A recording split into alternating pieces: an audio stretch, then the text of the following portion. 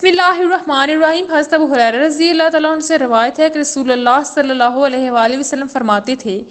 کہ اگر کسی شخص کے دروازے پر نہر جاری ہو اور روزانہ اس میں 5 دفعہ نہائے تو تمہارا کیا گمان ہے کہ اس کے بدن پر کچھ بھی میل باقی رہ سکتا ہے؟ صحابہ نے عرض کی کہ نہیں یا رسول اللہ صلی اللہ علیہ وسلم، ہرگز نہیں۔ آپ صلی اللہ علیہ وآلہ وسلم نے فرمایا کہ یہی حال 5 وقت کی نمازوں کا ہے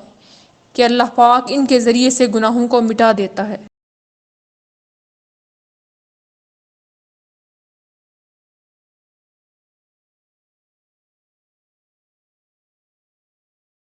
حضرت عائشہ صدیقہ رضی اللہ تعالیٰ عنہ فرماتی ہیں، انہوں نے نبی کریم صلی اللہ علیہ وآلہ وسلم سے کہ آپ صلی اللہ علیہ وآلہ وسلم نے فرمایا اگر شام کا کھانا سامنے رکھا جائے اور ادھر نماز کے لیے تکبیر بھی ہونے لگے تو پہلے کھانا کھا لو۔ ابو ہریرہ رضی اللہ تعالیٰ عنہ نے فرمایا، میرے جانی دوست نبی کریم صلی اللہ علیہ وآلہ وسلم نے 3 چیزوں کی وصیت کی ہے کہ موت سے پہلے ان کو نہ چھوڑو: ہر مہینے میں 3 روزے، چاشت کی نماز اور وتر پڑھ کر سونا۔ جابر بن عبداللہ انصاری رضی اللہ تعالیٰ عنہ سے روایت ہے کہ رسول اللہ صلی اللہ علیہ وآلہ وسلم نے فرمایا، اللہ تعالیٰ ایسے شخص پر رحم کرے جو بیچتے وقت اور خریدتے وقت اور تقاضا کرتے وقت فیاضی اور نرمی سے کام لیتا ہے۔ ابو ہریرہ رضی اللہ تعالیٰ عنہ نے بیان کیا کہ رسول اللہ صلی اللہ علیہ وآلہ وسلم نے فرمایا، اگر کسی شخص کا ظلم کسی دوسرے کی عزت پر ہو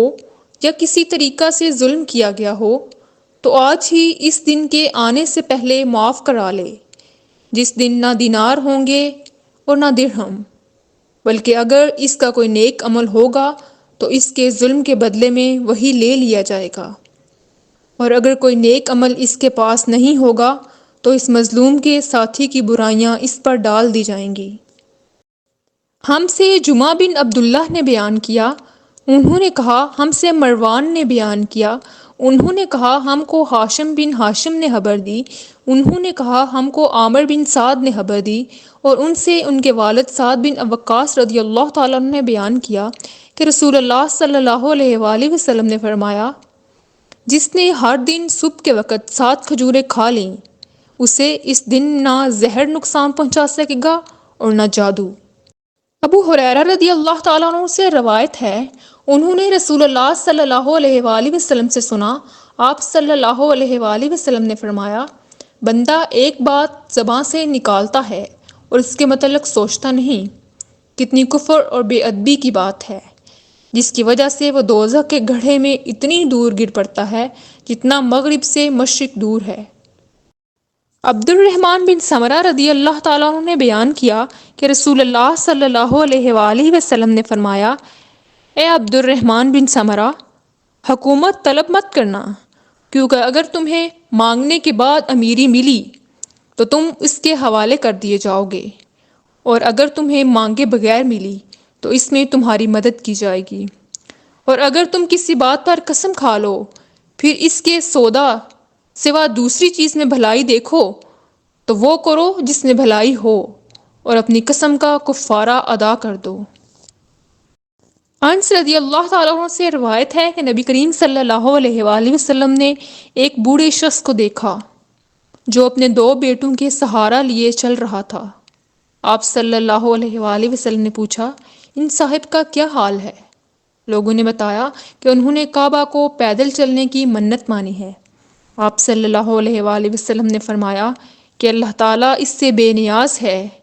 کہ یہ اپنے آپ کو تکلیف میں ڈالیں۔ پھر آپ صلی اللہ علیہ وآلہ وسلم نے انہیں سوار ہونے کا حکم دیا۔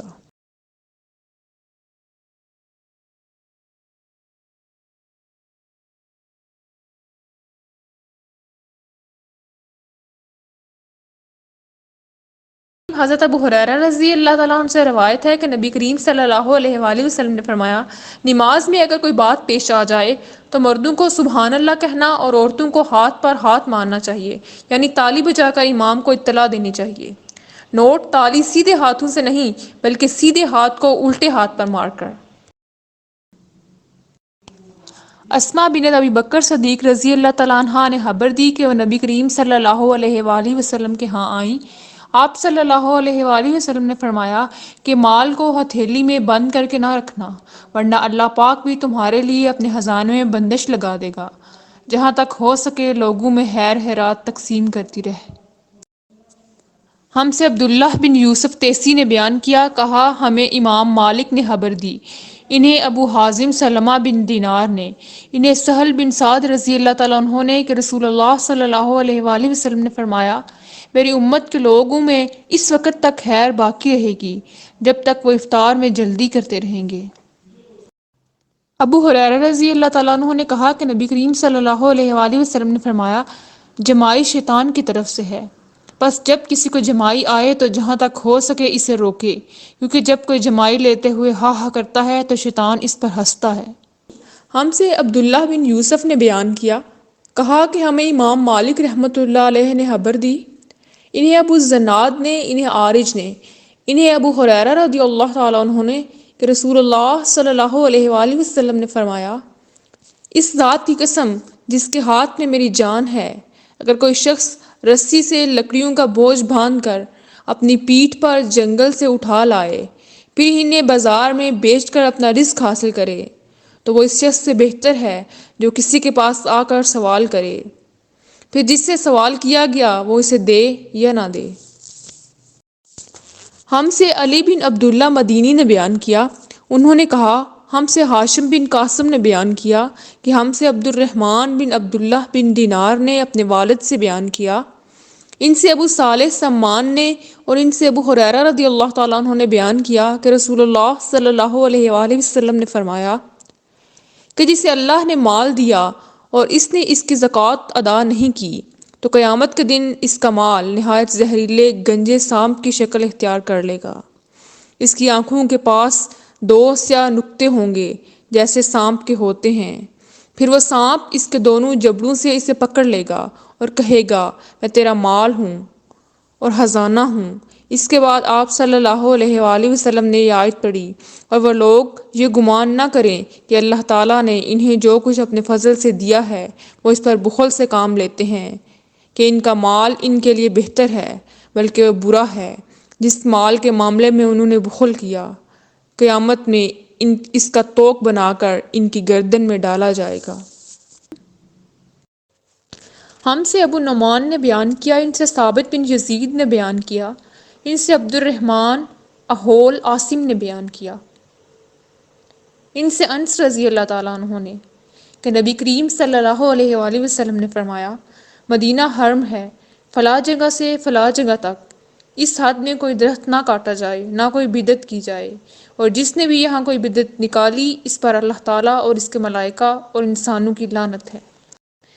ہم سے اسحاق بن منصور نے بیان کیا، کہا ہم کو عبد الرزاق نے خبر دی، کہا ہم کو معمر نے خبر دی، حمام سے اور ان سے ابو ہریرہ رضی اللہ تعالیٰ عنہ نے بیان کیا کہ رسول اللہ صلی اللہ علیہ وآلہ وسلم نے فرمایا انسان کے بدن کے 360 جوڑوں میں سے ہر جوڑ پر ہر اس دن کا صدقہ واجب ہے جس میں سورج طلوع ہوتا ہے، اور لوگوں کے درمیان انصاف کرنا بھی ایک صدقہ ہے۔ ہم سے ابو الیمان نے بیان کیا، کہا ہم کو شعیب نے خبر دی، انہیں عبداللہ بن ابی حسین نے، ان سے نافع بن حبیر نے بیان کیا، ان سے ابن عباس رضی اللہ تعالیٰ عنہ نے کہ نبی کریم صلی اللہ علیہ وآلہ وسلم نے فرمایا اللہ تعالیٰ ارشاد فرماتا ہے ابن آدم نے مجھے جھٹلایا حالانکہ اس کے لیے مناسب نہ تھا، اس نے مجھے گالی دی حالانکہ اس کے لیے مناسب نہ تھا، اس کا جھٹلانا یہ ہے کہ وہ کہتا ہے کہ میں اسے دوبارہ زندہ کرنے پر قادر نہیں ہوں، اور اس کا گالی دینا یہ ہے کہ میرے لیے اولاد بناتا ہے، میری ذات اس سے پاک ہے کہ میں اپنے لیے بیوی یا اولاد بناؤں۔ ہم سے آدم بن ابی یاس نے بیان کیا، کہا ہم سے ابن ابی ذائب نے بیان کیا، کہا کہ ہم سے سعید مقبری نے بیان کیا، اور ان سے ابو ہریرہ رضی اللہ تعالیٰ عنہ کے نبی کریم صلی اللہ علیہ وآلہ وسلم نے فرمایا لوگوں پر ایک زمانہ ایسا آئے گا کہ انسان کوئی پرواہ نہیں کرے گا کہ جو اس نے حاصل کیا وہ حلال ہے یا حرام۔ اسامہ رضی اللہ تعالیٰ عنہ نے کہا نبی کریم صلی اللہ علیہ وآلہ وسلم کو میں نے یہ فرماتے ہوئے سنا تھا کہ قیامت کے دن ایک شخص کو لایا جائے گا اور جہنم میں ڈال دیا جائے گا، آگ میں اس کی آنتیں باہر نکل آئیں گی اور وہ شخص اس طرح چکرانے لگے گا جیسے گدھا اپنی چکی پر گردش کیا کرتا ہے۔ جہنم میں ڈالے جانے والے اس کے قریب آ کر جمع ہو جائیں گے اور اس سے کہیں گے، اے فلاں، آج یہ تمہاری کیا حالت ہے؟ کیا تم ہمیں اچھے کام کرنے کے لیے نہیں کہتے تھے؟ اور کیا تم برے کاموں سے ہمیں منع نہیں کیا کرتے تھے؟ وہ شخص کہے گا، جی ہاں، میں تمہیں اچھے کاموں کا حکم دیتا تھا لیکن خود نہیں کرتا تھا، برے کاموں سے تمہیں منع بھی کرتا تھا لیکن میں اسے خود کیا کرتا تھا۔